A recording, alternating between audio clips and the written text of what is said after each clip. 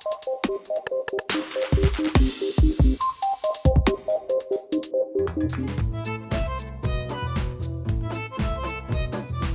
guys, welcome to Sugi's World. I'm Sugi, obviously, and this is my world, obviously. I want to rattle off some quick thoughts about Emily in Paris because I totally binge-watched the show just a few days ago. Even though I told myself I wouldn't do it, I did it anyway.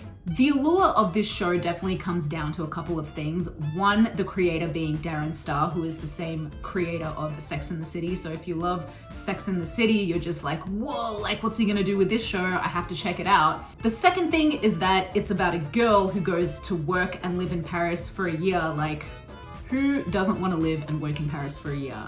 Come on, don't lie. So just to cut to the chase, it's no Sex and the City, obviously, but you know, we already have that, so this is going to be different from that anyway. Do I think that the show is like very lighthearted? Yes. Did I think that the show was funny? Yes. Did I think that the storytelling could have been better?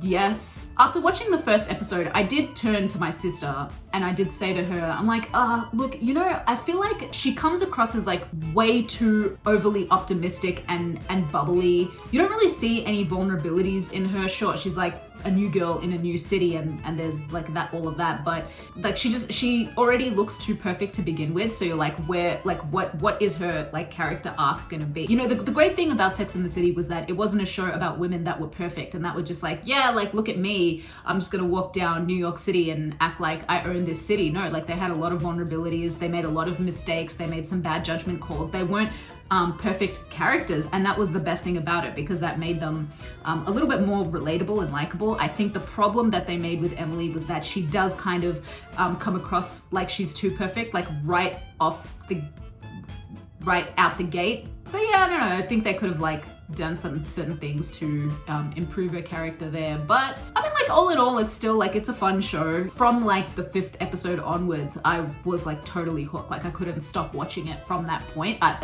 Leading up to that, I felt like the story was a little bit slow, and I'm like, okay, like each episode is 30 minutes, and so you don't get a lot of time to explore a lot of ideas in detail, obviously. So I was wondering like, where are they going to go with this? It does start to pick up a little bit from the 5th episode onwards, and it does get super fun. And there are twists and turns in this as well that I did really appreciate. Like the whole time they kind of like teasing the idea of certain things, and you're like, oh, this is gonna happen now, this is gonna happen now, and then it doesn't end up happening and something else ends up happening instead that you don't expect. So I definitely do appreciate that it does have those elements of suspense that keep you wanting to see what happens more. One of the most interesting things that they did try to bring up in the show was in one of the episodes, they bring up this debate about sexy versus sexist. So Emily is, you know, she's part of like an ad campaign, and her client is doing a commercial where a woman walks down the road butt naked and the men are looking at her, and he's saying that that's his idea of women having all the power, and this is like a woman's dream, and that women would love this because that's like every woman's fantasy, to be admired sexually by the opposite sex.